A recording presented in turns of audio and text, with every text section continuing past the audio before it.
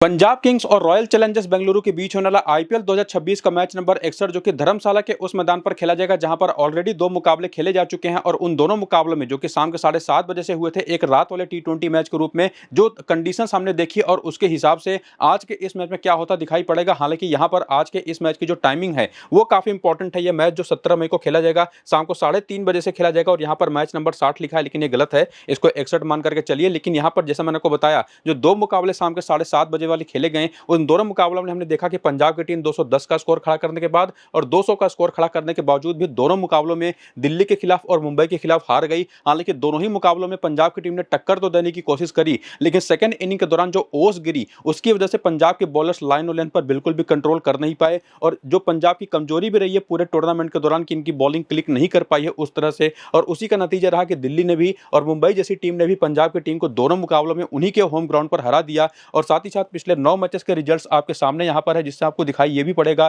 कि काफी हद तक बैटिंग सेकंड करने वाली टीमें रात के मैचेस में ज्यादातर यहां पर मुकाबले जीतती हैं और इन पिछले कुल मिलाकर के 9 मुकाबलों में जो स्पिन को 28 और पेस को 61 विकेटें मिली हैं वो भी अगर आप विकेटों की संख्या को इनिंग के हिसाब से देखेंगे तो बिल्कुल बराबर ही मिली हैं। और इसी वजह से अगर आप ये पिछले 9 मैचेस के आंकड़े देखेंगे तो कुछ खास समझ में आपको आएगा नहीं कि किस तरीके की टीम को यहां पर प्रेफरेंस आज के इस मैच में मिलनी चाहिए या कौन सी टीम फेवरेट यहां पर रहेगी टॉस के बाद। जो भी टीम पहले बैटिंग या बैटिंग सेकंड करे, चूंकि दोनों मुकाबले तो रात के हुए थे, सेकंड इनिंग में ओस आ गई थी, उसकी वजह से सेकंड बैटिंग करने वाली टीमों को अच्छा खासा एडवांटेज मिला। लेकिन जो दोनों मुकाबले खेले गए उसमें चूंकि हाई एल्टीट्यूड पर यह मैदान है हिमाचल के अंदर और हाई एल्टीट्यूड पर जब कोई मैदान होता है तो वहां पर वेदर भी काफी हद तक ठंडा ही होगा जो कि आज के इस तीसरे मुकाबले में भी होने वाला है। हालांकि आज के दिन फिलहाल जो वेदर फोरकास्ट है उसमें यही बताया गया कि दिन भर धूप तो रहेगी लेकिन जस्ट एक दिन पहले मैच के बारिश की भी संभावना है, तो निश्चित तौर पर पिच के ऊपर थोड़ी सी नमी तो आ ही सकती है। लेकिन जो कि सैंड कंटेंट भी यहाँ पर पिच के अंदर अच्छा खासा होता है, ग्रास कुछ खास यहाँ पर होती नहीं है, हरी घास की यहाँ पर मैं बात कर रहा हूँ, डेड ग्रास पिच के ऊपर होती है तो पिच के ऊपर होल्ड तो बना रहता है घास की वजह से। लेकिन जैसे जैसे मैच आगे बढ़ता है खास करके जब ओस नहीं आती है पिच के ऊपर तब वहां पर गेंद फंस करके बल्ले पर आना शुरू होती है और इस हाई एल्टीट्यूड वाले मैदान पर जहां पर वेदर यहां पर काफी हद तक कूल होता है वहां पर पेसर्स फ्रेंडली कंडीशंस बन जाती है। उसी वजह से गेंद को स्विंग पूरे मैच के दौरान मिलती दिखाई पड़ती है। लेकिन साथ ही साथ जैसे जैसे यहां पर मैच आगे बढ़ेगा डुअल पेस नेचर भी पिच का दिखाई पड़ता है, मतलब कि जब गेंद यहां पर पिच के ऊपर लैंड करती है तो बल्ले पर थोड़ा सा फंस करके आती है। और इसी वजह से जो दोनों मुकाबले हमने देखे अभी इसके पहले खेले गए थे, भले ही रात के मैचेस थे लेकिन पहली इनिंग में वो स्कोर पंजाब की टीम खड़ा नहीं कर पाई जिसकी वजह से वो उस मैच को जीत पाती, क्योंकि वहां पर कम से कम दोनों मुकाबलों में उनको 240-230 के आसपास के स्कोर खड़े करने चाहिए थे जो कि वो टीम बना नहीं पाई। और चूंकि वो दोनों रात के मैचेस थे और वहां पर ओस आ गई तब तो वहां पर काफी हद तक फायदा सेकंड बैटिंग करने वाली टीमों को मिल गया। लेकिन आज का ये जो मैच है जो कि शाम को 3:30 बजे से खेला जाएगा यहां पर कोई भी ड्यू एक्सपेक्टेड है नहीं, चूंकि वैसे भी मैच ही खत्म हो जाएगा 7-7:30 बजे और वहां तक आते आते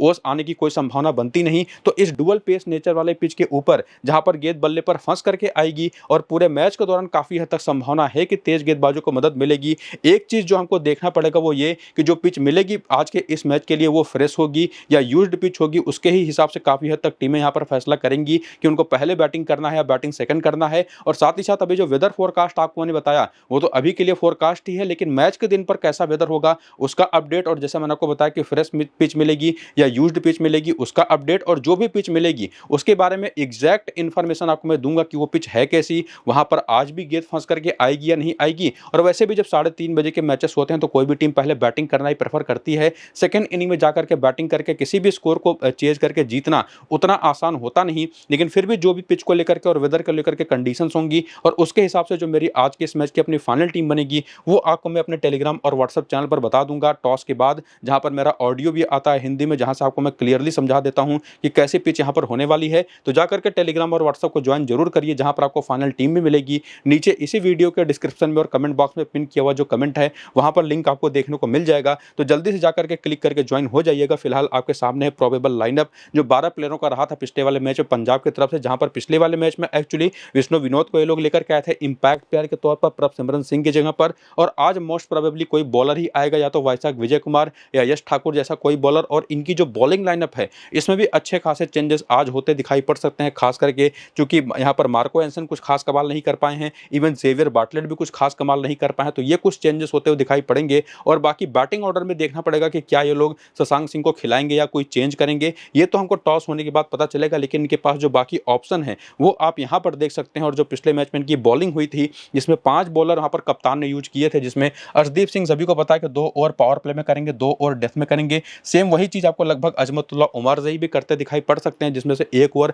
पिछले वाले मैच में इन्होंने मिडिल में भी आकर के किया था और बहुत अच्छी बॉलिंग करी थी। और मार्को एंसन भी पावर प्ले में शुरुआत करेंगे, 1 आध ओवर मिडिल में कर देंगे, बाकी बाद में आकर के 1 से 2 ओवर डेथ में आपको करते दिखाई पड़ेंगे। बाकी जेवियर बार्टलेट, जिनके खेलने की संभावना थोड़ी सी मुझे कम दिखाई पड़ रही है, हालांकि इनसे पिछले मैच में 20वां ओवर करा तो दिया था इनकी टीम ने और 15 रन इनको डिफेंड करने थे, जो कि इन्होंने 5 ही गेंदों में दे दिया और बाकी चौथा, छठा और 11वां ओवर करते दिखाई पड़े थे। और एक्चुअली ये हैं एक स्पेसिफिक पावर प्ले के बॉलर। और उसके बाद आते हैं युजवेंद्र चहल, जो कि आपको मेजरली मिडिल ओवर्स में ही बॉलिंग करते दिखाई पड़ेंगे, 1 आध ओवर आपको डेथ में करते दिखाई पड़ सकते हैं। बाकी पंजाब के प्लेयर्स के करियर के आंकड़े अगर आपको देखने हो T20 फॉर्मेट में, तो वो भी यहाँ पर आप वीडियो को रोक करके देख सकते हैं। आईपीएल के पहले का यह डेटा आपको सबको दिखाई पड़ेगा। और इसके आगे बढ़ते फिलहाल यहाँ पर मैं बात करूंगा डिटेल में रीसेंट फॉर्म को लेकर के, जहां पर आपको मैं समझाने की कोशिश करूंगा कि जो उनके सारे के सारे प्लेयर्स जो कि आज के इस मैच में खेलते हो या तो दिखाई पड़ सकते हैं या पिछले मैच में खेले थे, वो फिलहाल कैसे फॉर्म में दिखाई पड़े हैं। और उसको देखने के लिए अगर आप आए, सबसे पहले चलें प्रियांश आर्या की तरफ, जो कि काफी बेहतर फॉर्म में रहे थे पूरे टूर्नामेंट के अंदर।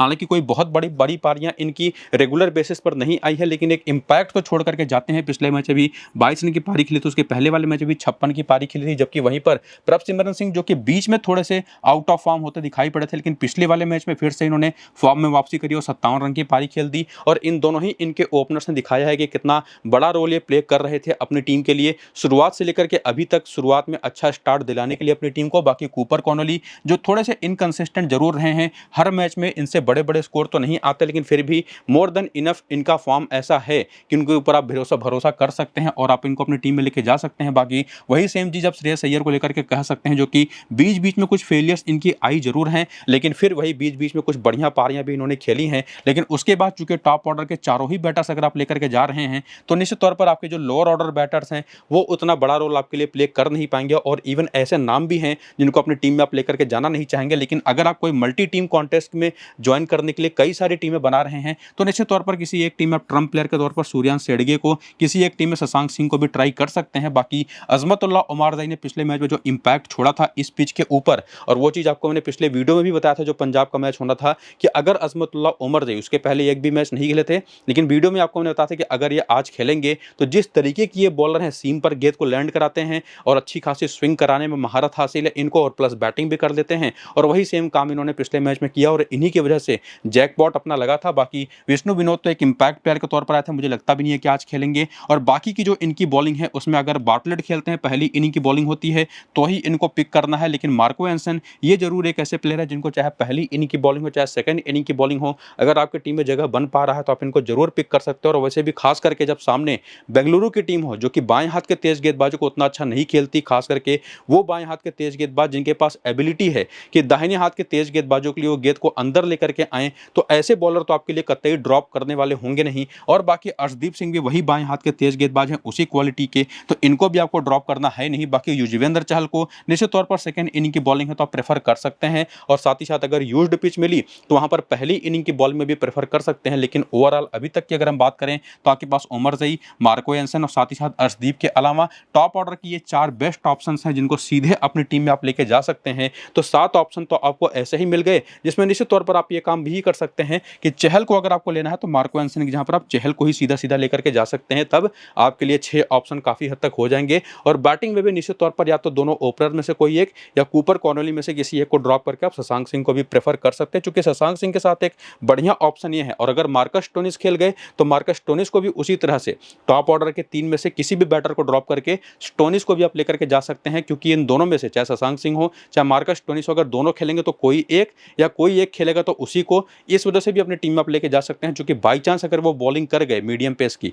तो इस तरीके की पिचेस पर उनको काफी हेल्प मिल सकती है और एक बढ़िया मैच आपके लिए वो बना सकते हैं। बाकी आगे बढ़ते हुए हेड टू हेड के आंकड़े देखें तो क्यों मैं कह रहा था कि दोनों ओपनर्स में से या टॉप ऑर्डर के 3 बैटर्स में से किसी एक को आप ड्रॉप कर सकते हैं, क्योंकि बेंगलुरु के खिलाफ कभी भी प्रियांश आर्या, प्रभसिमरन सिंह के आंकड़े उतने बेहतर रहे नहीं है। बाकी कूपर कॉनोली तो खेले नहीं है और इवन श्रेयस अय्यर के भी 18 मैचों केवल 409 रन है। बाकी नंबर्स थोड़े से शशांक सिंह के बेटर हैं, 7 में 162 रन है, 40 का एवरेज है, जो कि 4 ही बार आउट हुए हैं। और उसी में मार्कस स्टोनिस के भी आंकड़े आप देख सकते हैं, बैटिंग में बेंगलुरु के खिलाफ खास करके काफी अच्छे रहे हैं और यही एक रीजन भी था जो आपको मैं बता रहा था कि आप ये रोटेशन कर सकते हैं। बाकी अजमतुल्ला उमरज़ई के 3 मैच में 19 रन है, 1 विकेट है। मार्को एंसन के एज एक्सपेक्टेड 4 मैच में 7 विकेट हैं। और बाकी अर्शदीप के, चहल के आंकड़े खास करके अगर आप देख लीजिए तो बहुत ही कमाल के हैं। और बेंच पर से अगर आप देखेंगे तो हरप्रीत बरार और लोकी फर्गूसन काफ़ी बेटर दिखाई पड़ेंगे। इवन वैशाख विजय कुमार अगर खेलते हैं तो इस तरीके की पिचेस पर जहाँ पर गेंद फंसेगी वहाँ पर इनकी नकल बॉलें काफ़ी यूजफुल हो सकती हैं। कटर्स भी करते हैं, वो भी काफ़ी यूजफुल हो सकती है। बाकी इस मैदान पर आंकड़े अगर आप देखना चाहें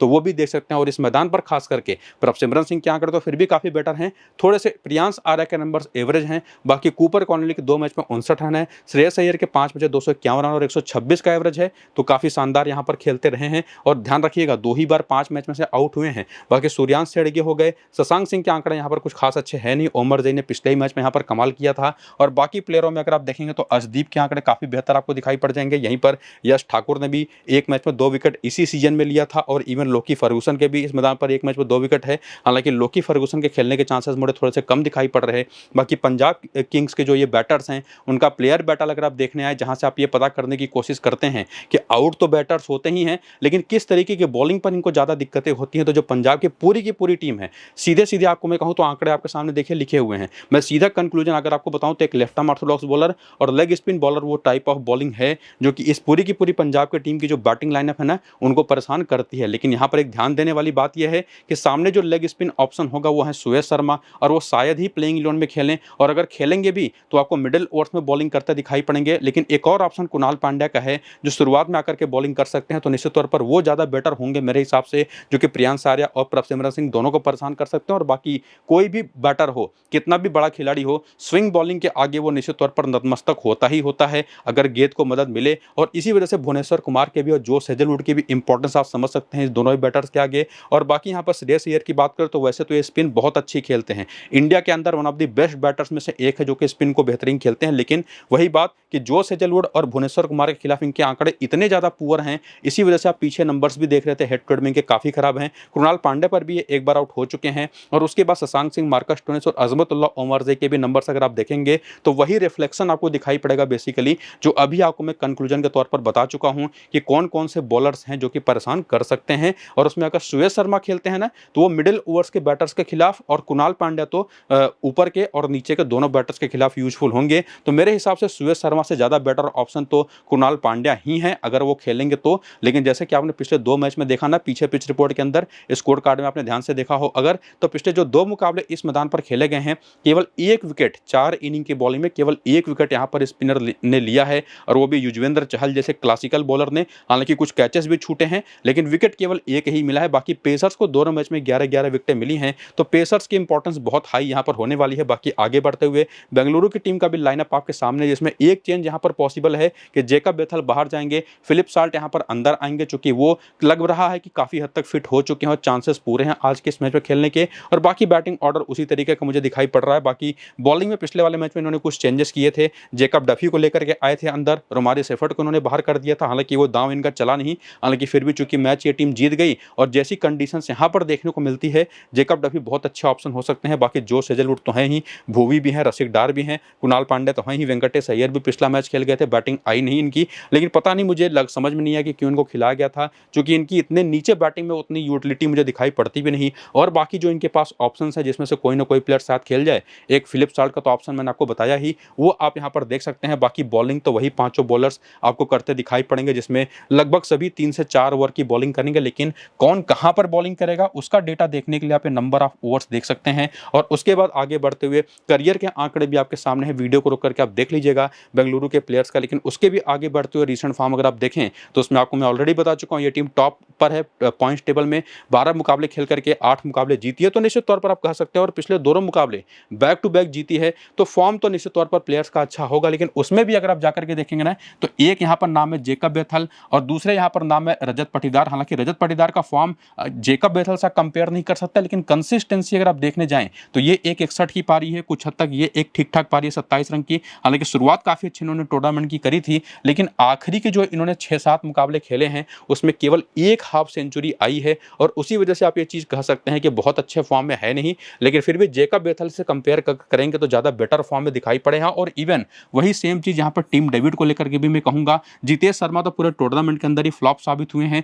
जबकि वेंकटेश अय्यर को तो मौके ही नहीं मिलते, तो आप इनको भी उसी तरीके की कैटेगरी में रख सकते हैं। और उसके बाद बॉलिंग में कुछ हद तक आप कह सकते हैं कि जब कंडीशंस फेवर नहीं करती तो जेकब डफी भी और जोश हेजलवुड भी कुछ खास कमाल नहीं कर पाते। लेकिन ये दोनों ऐसे बॉलर हैं ना कि भुवनेश्वर कुमार के साथ साथ इन दोनों को आप कतई ड्रॉप कर ही नहीं सकते। इस जेकब डफी को तो तभी आपको लेकर के जाना है अगर पहली इनिंग की बॉलिंग हो, क्योंकि सेकंड इनिंग की बॉलिंग में इनका कुछ खास रोल बचेगा भी नहीं इस तरीके की पिचेस पर, और खास करके जब दिन के मुकाबले हों या 3:30 बजे के मुकाबले को हों। लेकिन एक बात तो कम से कम आपको समझ में आ रही है कि यहाँ पर भुवनेश्वर कुमार भी और हेजलवुड भी काफी इंपॉर्टेंट रहेंगे, और इवन मैं उस कैटेगरी में रसिक डार को भी रखूंगा जो कि इस तरीके की पिचेस पर अपनी नकल बॉलें और कटर से काफी प्रभाव छोड़ सकते हैं और अच्छी खासी विकेटें निकाल करके दे सकते हैं। लेकिन ये जो दो बाकी सारे आउट ऑफ फॉर्म खिलाड़ी हैं, इनके अलावा जो बाकी बचे प्लेयर है, चाहे वो कुणाल पांड्या हो, चाहे वो देवदत्त पद्दिकल हो, और चाहे विराट कोहली हो जिन्होंने शतकों की झड़ी ही लगा रखी है अपने करियर के अंदर, ये सारे कुछ ऐसे प्लेयर्स हैं जिनको आप ड्रॉप कर ही नहीं सकते। जबरदस्त फॉर्म में है तो विराट कोहली, देवदत्त पद्दिकल, कुणाल पांड्या, भुवनेश्वर कुमार, रसिक डार और जोस हेजलवुड जैसे ऐसे मेरे हिसाब से 6 बेस्ट ऑप्शन इस टीम के अंदर हैं जिनको आप सीधे टीम में लेकर के जा सकते हैं। बस ज़्यादा से ज़्यादा आप ये कर सकते हैं कि कुणाल पांड्या अगर पहली इनिंग की बॉलिंग है तो इनके जहाँ पर आप रजत पाटीदार को भी ट्राई कर सकते हैं, उसका भी रीजन आगे आपको बताऊंगा, या रसिक डार के जहाँ पर भी आप रजत पाटीदार को लेकर जा सकते हैं अगर आपको पूरी तरह से सेफ प्ले करना है। और अगर फिलिप साल्ट आज के मैच में खेल गए जो कि चोटिल होने के पहले काफ़ी अच्छे फॉर्म में थे, तो ये भी एक बहुत अच्छे ऑप्शन हो जाएंगे जिनको अपनी टीम में ट्राई कर सकते हैं। लेकिन वो तो हमको टॉस के बाद ही पता चलेगा। बाकी आगे बढ़ते हुए हेड टू हेड के आंकड़े देखें तो विराट कोहली के नंबर्स आपको हर एक टीम के खिलाफ बेहतर दिखाई पड़ेंगे। पद्दिकल के भी बैटिंग एवरेज है 9 मैच में 26 का, लेकिन पाटीदार के 8 मैच 206 रन 29 का एवरेज है। जब सामने पंजाब की टीम हो, बाकी टीम डेविड के 4 मैच 108 रन है, आउट एक ही बार हुए 108 का एवरेज भी है। बाकी जितेश शर्मा कुछ खास कमाल नहीं कर पाए। वेंकटेश अय्यर के नंबर्स आप देख सकते हैं। कुणाल पांड्या के 19 मैच 22 विकेट हैं, 208 रन भी हैं। तो ओवरऑल एज ऑलराउंडर पंजाब के खिलाफ काफी अच्छा करते हैं। बाकी वही सेम चीज आपको भुवनेश्वर कुमार के साथ भी दिखाई पड़ेगी। रसिक डार और जेकब डफी खेले नहीं है, लेकिन हेजलवुड के साथ में जो 7 विकेट हैं, फिलिप साल्ट के साथ में 199 रन 39 का एवरेज है, चूंकि 4 ही बार आउट हुए हैं। और उसके बाद आगे बढ़ते हुए वेन्यू के नंबर देखें तो इस मैदान पर विराट कोहली के नंबर्स तो काफी शानदार हैं ही, लेकिन पद्दिकल और पाटीदार भी एक-एक मैच खेल करके इसी मैदान पर एक-एक हाफ सेंचुरी लगा चुके हैं। जितेश शर्मा यहाँ पर चले नहीं है, बाकी प्लेयर्स यहाँ पर खेले नहीं हैं, लेकिन जो खेले हैं उनके नंबर्स उतने बेहतर हैं नहीं कि उसके दम पर आप उनको अपनी टीम में लेकर के जा पाएं, खास करके जब वेन्यू के नंबर्स देखते हैं ना। लेकिन फिर भी जो आपको मैंने रीसेंट फॉर्म के टाइम पर बताया था वही इन्फॉर्मेशन मोर देन इनफ थी जिसकी बेसिस पर अपने प्लेयर्स आप पिक कर सकते हैं। और जब बात आती है प्लेयर बैटल की और जब सामने आरसीबी की टीम हो तो इनकी एक जो प्रॉपर कमजोरी है वो बाएं हाथ की तेज गेंदबाजी, जो गेंद को अंदर लेकर के आए, और प्लस स्पिन बॉलिंग तो निश्चित तौर पर अब रीसेंट टाइम में हर एक टीम की कमजोरी रही है। और खास करके जब हम बात करते हैं यहाँ पर इस बेंगलुरु की टीम की, तो लेग स्पिन एक ऐसी टाइप ऑफ बॉलिंग है, और खास करके जब युजवेंद्र चहल जैसा बॉलर सामने की टीम में हो तो वो काफी परेशान इन लोगों को करता रहा है। और इंडिविजुअली भी आपको वही बाएं हाथ के तेज गेंदबाज और कहीं कहीं पर जेवियर बाटलर देखने को मिल जाएंगे, और ओमर जई भी आपको कहीं कहीं पर दिखाई पड़ जाएंगे। बाकी ब्रार ने शुरुआत में जब आए थे तो कुछ हद तक परेशान किया था बेंगलुरु के बैटर्स को, लेकिन अभी रिसेंट पास्ट में कुछ खास कमाल वो भी नहीं कर पा रहे। तो वही सारे नाम और सारे आंकड़े आपको दिखाई पड़ेंगे जो आपको मैंने एक लाइन में समझा दिया है। तो वीडियो को रोक करके अगर आपको नंबर्स देखना चाहें तो जरूर देखिएगा। बाकी कंक्लूजन तो आपको मैंने दे ही दिया है कि किस तरीके के बॉलर्स यहाँ पर इंडिविजुअली भी और टाइप ऑफ बॉलिंग के तौर पर भी काम आएंगे इस बेंगलुरु की टीम के खिलाफ, और उसमें से किसको किसको पिक करना है तो आपको मैंने वीडियो को शुरू में ही बता दिया। और इसके बाद ये पूरा वीडियो जब खत्म होता है यहाँ पर आकर के तो कंक्लूजन तो यही बनता है कि दोनों टीमों का अगर आप रिसेंट फॉर्म देखें तो बेंगलुरु की टीम बहुत आगे दिखाई पड़ती है, और जो पंजाब की टीम है अपने होम ग्राउंड पर खेल जरूर रही है, लेकिन उसका एडवांटेज वो टीम कुछ खास निकाल नहीं पा रही। लेकिन उसमें टॉस का भी एक बड़ा रोल होने वाला है, और कौन सी पिच मिलेगी उसका तो और भी बड़ा रोल होने वाला है। तो उसमें टॉस का जो अपना रोल होगा उसकी जो अपडेट्स आएंगे वो तो आपको मैं टेलीग्राम और व्हाट्सएप पर दूंगा ही दूंगा। साथ ही साथ पिच की रिपोर्ट की सारी इन्फॉर्मेशन कि कैसी पिच है, यूज्ड है या फ्रेश है, वो भी बताऊंगा टेलीग्राम और व्हाट्सएप पर, और अपनी फाइनल टीम भी यहीं पर दूंगा। तो नीचे डिस्क्रिप्शन में और कमेंट बॉक्स में जो पिन किया हुआ कमेंट है, लिंक वहां पर आपको मैंने दे दिया है, जाइए क्लिक करके टेलीग्राम और व्हाट्सएप को ज्वाइन कर लीजिए। और ये वीडियो शुरू से अंत तक पूरा देखिए ताकि क्लैरिटी आपके दिमाग में रहे कि टॉस के बाद आपको किसको लेना और किसको ड्रॉप कर देना, और इवन अगर आप मल्टीपल टीमें भी बना रहे हैं तो उसमें भी किसको रोटेट करना है। फिलहाल ये वीडियो यहीं पर होता है कंप्लीट। चलते हैं, नमस्कार।